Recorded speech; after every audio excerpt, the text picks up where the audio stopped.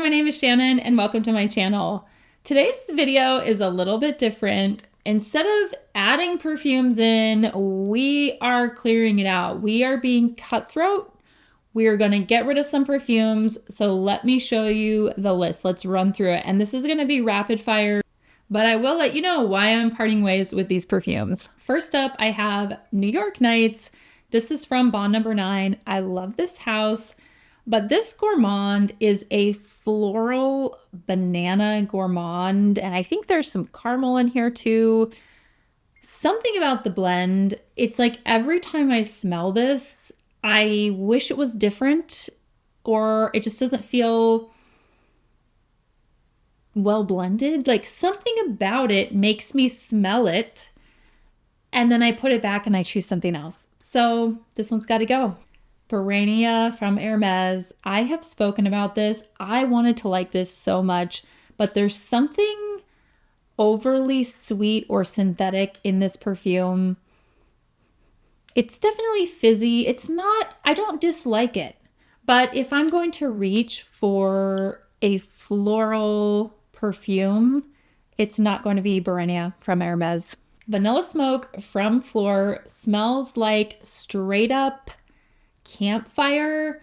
Like if I sprayed this into my hair, I would feel like I just sat in front of a campfire. There's no nuance here. There's nothing interesting going on. So Vanilla Smoke has to go.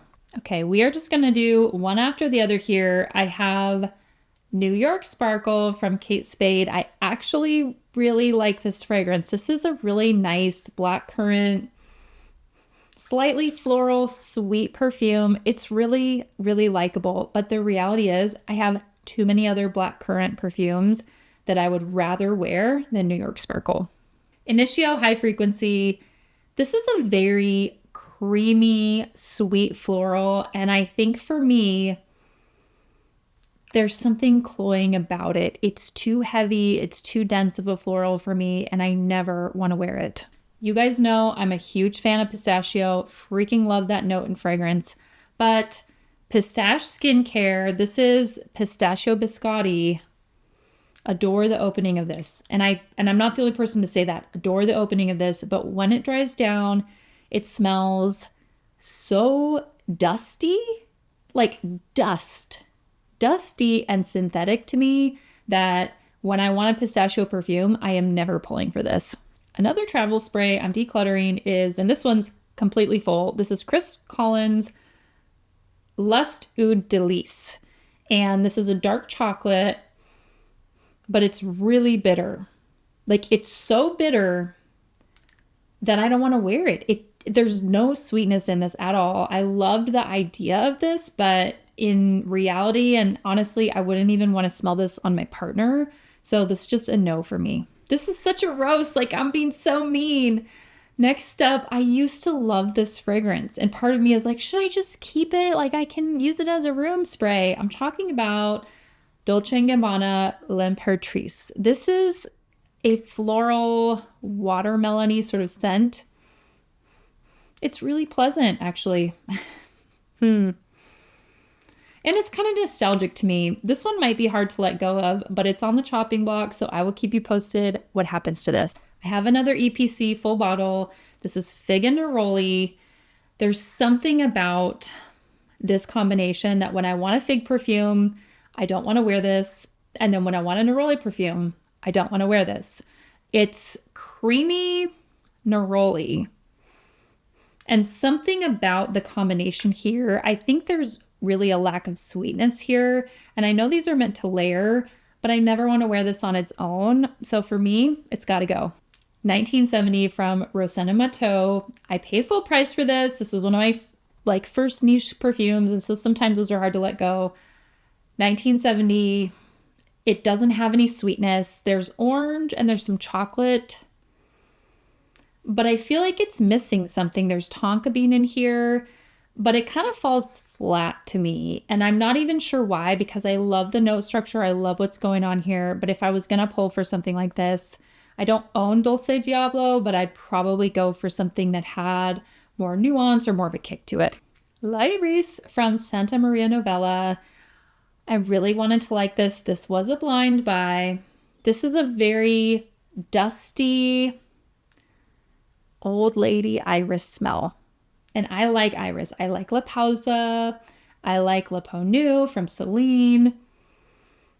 This brand is extremely vintagely. Like, you can tell from the packaging.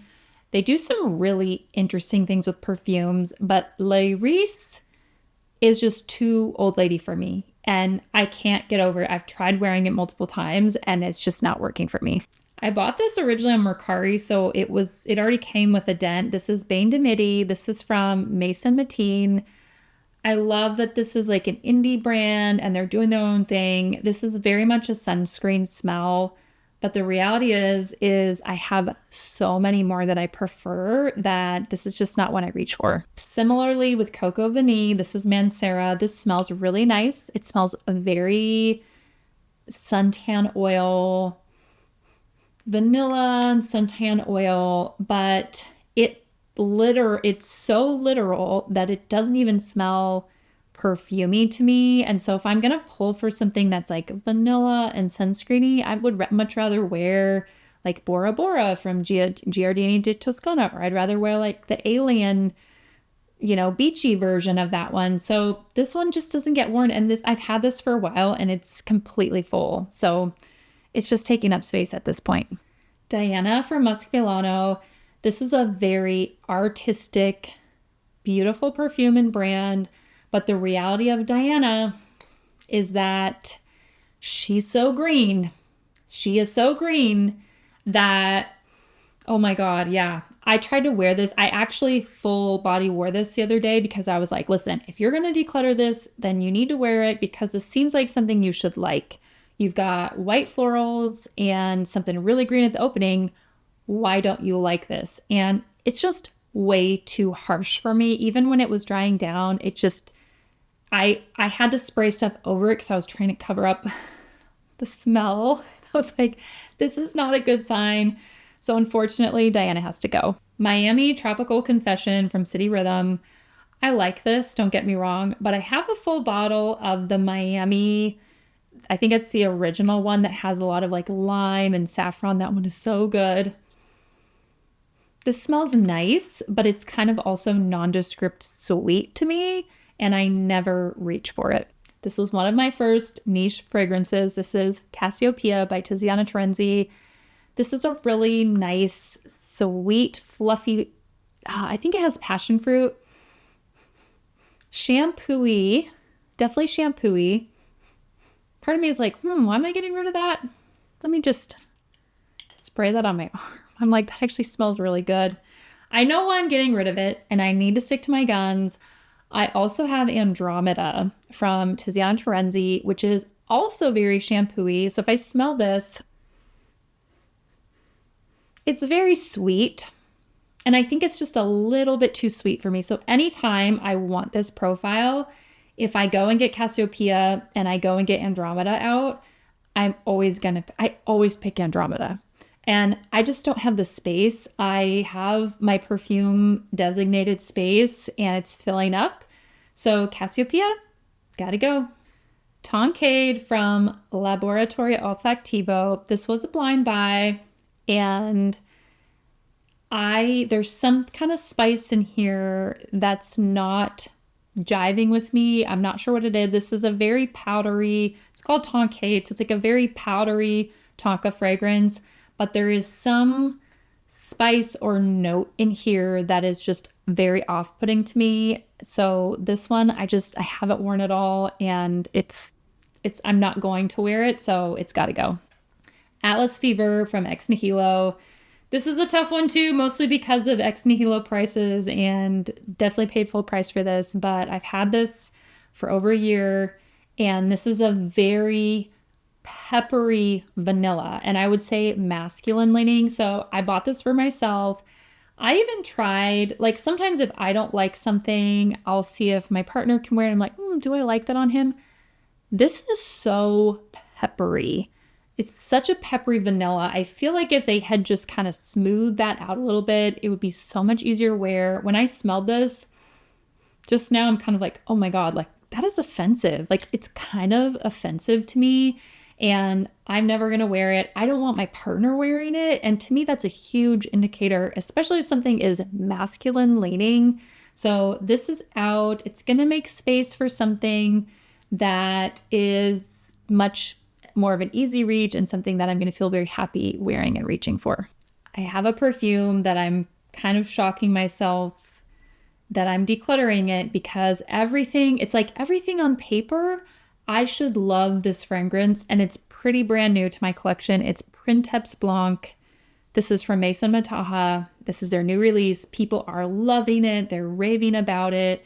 It's orange blossom. It's a sweet orange blossom. I think there's a biscuit note in here. I mean, everything about this I should love, but there is something so sweet, like so sickeningly sweet in here to me. And I know, like, if I think about, I don't mind Escapade Gourmand. I don't own it, but I don't mind that one.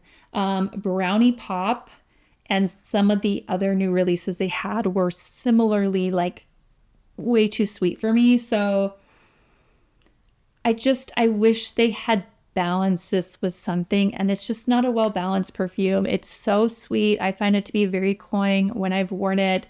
And I've tried to wear this quite a bit. And maybe if I go super light and barely put any on, but I'm like, you know what? I have plenty of sweet orange blossom, biscuity kind of fragrances that I love and adore. So I don't need this one taking up space. I feel bad, but I'm kind of curious. Do you guys like Printemps Blanc? Have you tried this one? Next up is Aromatics Elixir. This is from Clinique. This was a very popular, very vintage leaning perfume. And I think for me, it's just a little bit too heavy, a little bit too vintage. I don't know if there's like honey. It's really interesting, like very niche. But it's just something that I feel like my grandma would wear, and I don't want to struggle with it and like force myself. So Aromatic Elixir, gotta go. The next three fragrances I'm kind of struggling with, so I need your help. I'm going to share with you what these are. We're actually going to smell these together. So let's start with one that I really like, but I never wear anymore. And I'm talking about Guidance from Amouage. So I have Guidance 46. So need I say more? Guidance 46 is the smoother, easier to wear version of Guidance. It loses this pepperiness in the opening. So I'm going to smell this right now. I just sprayed it. There's definitely a pepperiness. There's this really, it's a very like aggressive fragrance, to be honest. It is juicy. Like, I love the juicy pear in here, but whenever I'm going to wear a Guidance, I honestly don't reach for the OG anymore. So I feel like the only reason I would keep this is to reference. And so I'm like, do I want to keep perfumes in my collection for that purpose? Maybe, but I'm just not reaching for it. So I might do another side-by-side wear of Guidance and Guidance 46 and then make up my mind. But I don't want to hold on to perfumes just to let them collect dust. So Guidance is on the chopping block. I don't know if people are gonna come for me with that, but it's on the chopping block because I'm not reaching for it. The next two perfumes that I'm considering decluttering are by a brand that I absolutely love, and I'm talking about Arquiste. The first is Misfit. So Misfit is it's a patchouli fragrance. It's a very predominant patchouli fragrance. It's a clean patchouli. It's pretty natural smelling, easygoing, but I never wear it. Like, I've had this for a while and it's just full to the brim. So let me give this little smell. It's just full on patchouli. Like, and I'm not reaching for it. So part of me was like, maybe I'll go through the season and see if I get in the mood for patchouli and I want to wear this. But I'm just leaning toward no, because I haven't worn it. I have other fragrances that have patchouli. And I think that's the difference, is I can wear a fragrance that has patchouli, but patchouli, in your face, patchouli prominent fragrance is still just not totally my vibe. Next up from Arquiste as well is Indigo Smoke. Indigo Smoke is such an artistic fragrance. There's, I think it's black tea and some like apricot, sort of osmanthus note. It's a really artistic fragrance, really interesting. But when it comes to wearing, it's almost like I wish it had some element of sweetness. So if I smell this one's really good. It smells really good on the strip. It smells really interesting. I haven't found myself reaching for it. However, I do like it. I like the black tea note. So what I want to do is on a cold day, on an upcoming cold day, I want to wear this, like full on wear it and see how I feel about it. So, but again, it's like I haven't been wearing it. So I'm going to give this one another chance. I will report back. Let me know, what are your thoughts on some of these fragrances that I am decluttering? I am always adding in new fragrances to my collection. And so I just want to be really mindful. I need to be more mindful about what I'm purchasing, but also why am I keeping this? And is this something I need in my collection? A lot of times I end up giving these bottles to my family members and they end up wearing them and loving them and enjoying them. And that makes me so happy rather than just collecting dust in my closet. So let me know your thoughts on some of these fragrances that I am parting ways with. And what are some of your recent declutters? I would love to know. And I personally love watching these videos. We'll see if you guys do too. But if you like the content, don't forget to like and subscribe, and I'll see you back in my next video.